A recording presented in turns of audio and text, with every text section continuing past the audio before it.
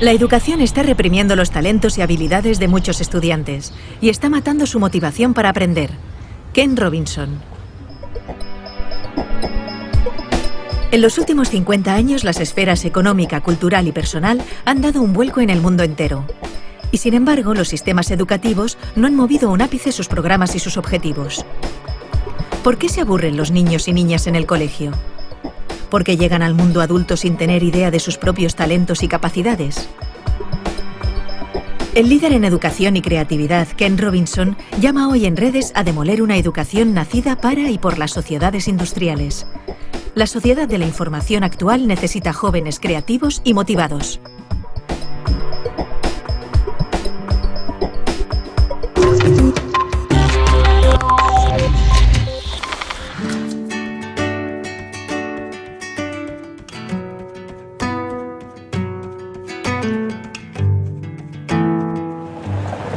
Debe hacer 60 años o algo así, era comienzos de la década de los años 50. Y aquí en esta escuela de North Hollywood High School es donde hice mi bachillerato. Me llamaban Eddie, que es el diminutivo de los norteamericanos para Edward o Eduardo.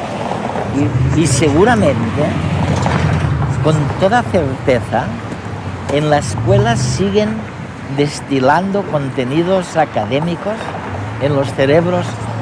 Lo que hay que hacer es enseñar cosas distintas de las que me enseñaron en los años 50 en esta North Hollywood High School. ¿Por qué distintas? Porque lo que nos enseñaban entonces estaba muy bien para el mundo industrializado, para conseguir trabajo en el mundo que había salido de la revolución industrial.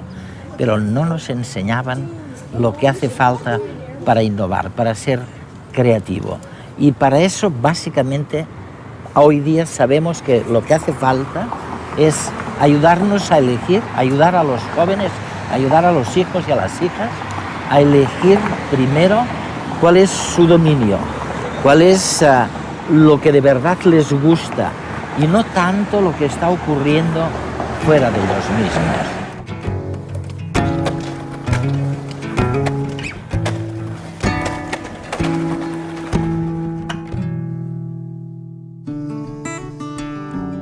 Mark Prensky, escritor y consultor, especialista en aprendizaje, resumió en redes hace unas semanas las capacidades escondidas de los niños.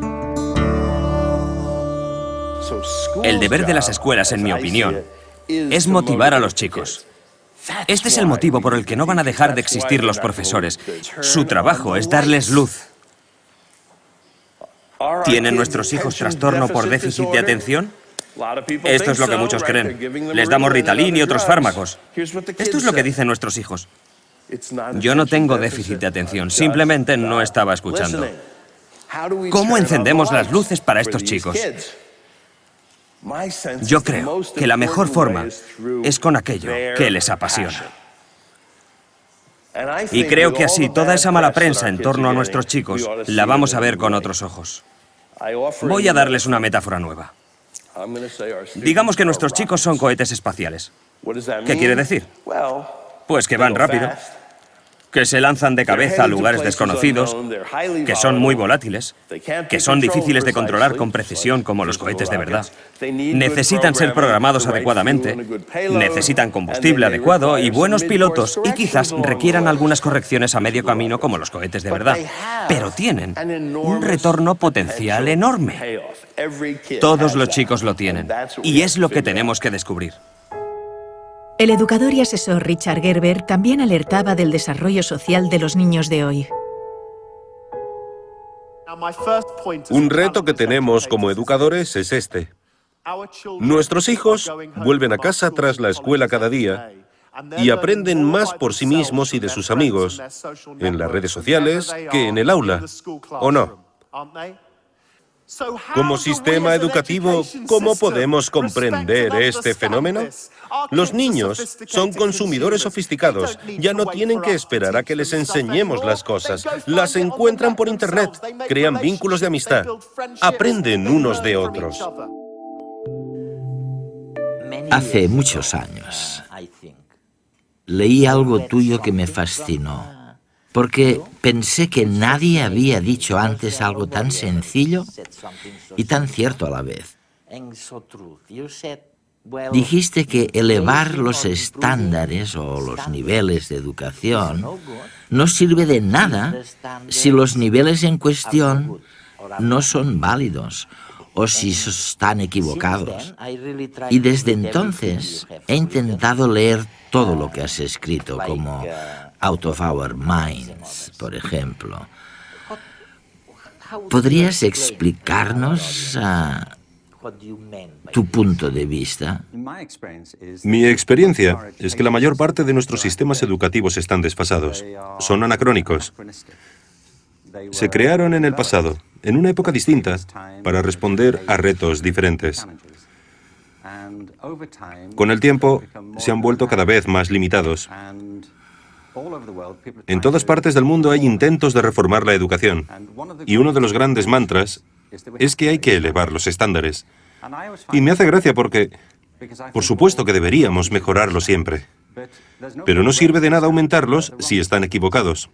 Por ejemplo, en la mayoría de sistemas, se insiste mucho en elevar los estándares de matemáticas y de lengua, que por supuesto son muy importantes, pero no son lo único que cuenta en la educación.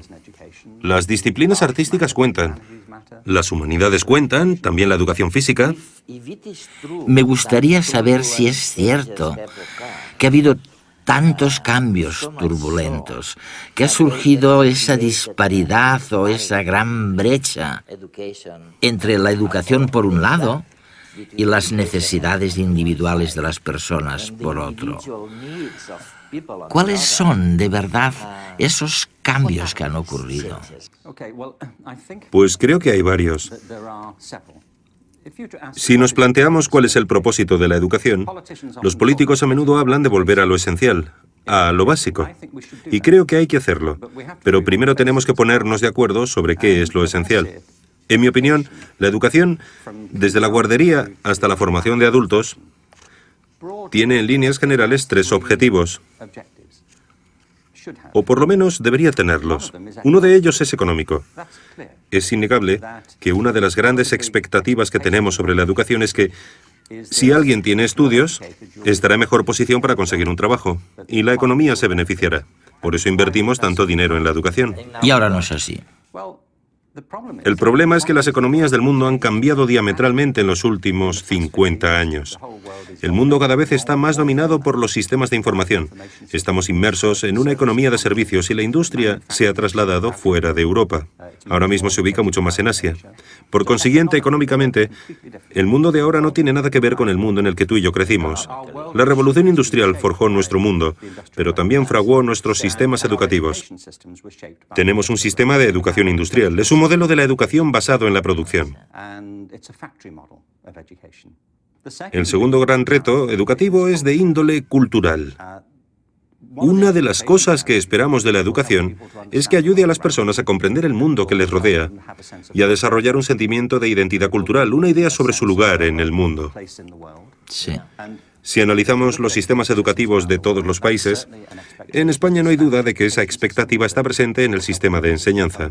Se pretende ayudar a los alumnos a conocer mejor la cultura española, y lo mismo sucede en el resto del mundo. Es una gran expectativa de la educación. El problema es que el mundo también se ha transformado culturalmente en los últimos 50 años. No tiene nada que ver con el mundo en el que crecimos.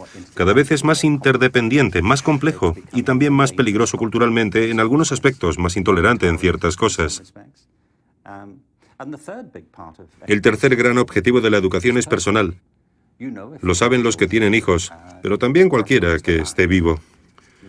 Una de las cosas que esperamos de la educación es que nos ayude a convertirnos en la mejor versión de nosotros mismos, que nos ayude a descubrir nuestros talentos, nuestras destrezas. Y creo que la educación ha fracasado estrepitosamente en ese sentido, puesto que muchos acaban sus estudios sin descubrir lo que se les da bien, sin averiguar jamás sus talentos. Muchos pasan por la escuela y llegan a la conclusión de que carecen de cualquier talento. Y esto sucede porque en el fondo tenemos una visión de las aptitudes muy limitada. También ha habido cambios En ese sentido, vemos pues que hay cambios en nuestra noción de inteligencia, pero también en la cultura, que ha cambiado y se ha complicado, por no hablar de hasta qué punto se ha revolucionado económicamente el mundo. Tenemos pues tres grandes cambios que probablemente explican esta ansiedad que surge de la disparidad entre el mundo educativo y las necesidades económicas, culturales e individuales.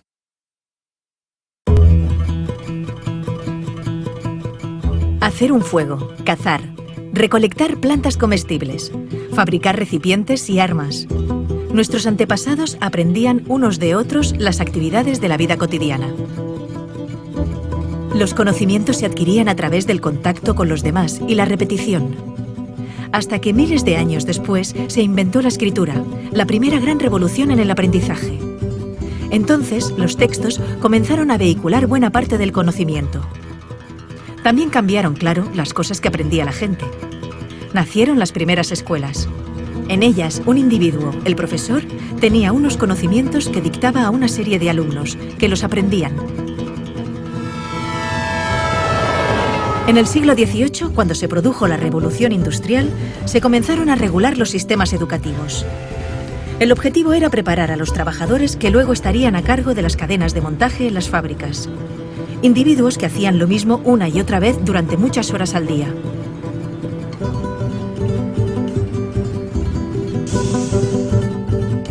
La escuela que se inventaron seguía ese patrón.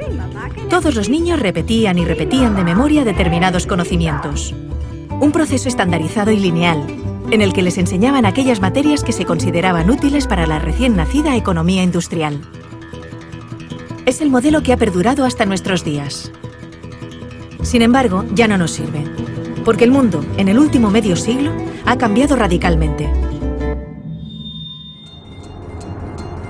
Los avances espectaculares que se han producido en ciencia y tecnología han hecho, por una parte, que pasemos de ser una sociedad industrial basada en la producción masiva de objetos a una sociedad de servicios y de información, en la que el motor son las ideas y la creatividad, la capacidad de inventarnos nuevos oficios más acordes al siglo XXI. Y por otra parte, los descubrimientos científicos nos han permitido conocer mejor cómo funciona nuestro cerebro, el órgano encargado del aprendizaje, y descubrir algo que los griegos ya sabían, que no aprendemos repitiendo, de memoria, sino haciendo, cuando nos emocionamos. Por eso, hay que transformar la escuela de arriba a abajo. Necesitamos un sistema educativo que, mediante el aprendizaje social y emocional, fomente la educación personalizada, que potencie el desarrollo de cada individuo, que estimule la creatividad, la pasión, la energía, el talento. Porque nuestro futuro está lleno de nuevos retos que requerirán nuevas soluciones, y estas dependerán de cuán creativa, vital y variada sea la gente. Y también feliz. Y para ser feliz necesitamos realizarnos y desarrollarnos, descubrir y cultivar aquello que nos motiva y hace sentirnos bien. Bienvenidos a la escuela del siglo XXI.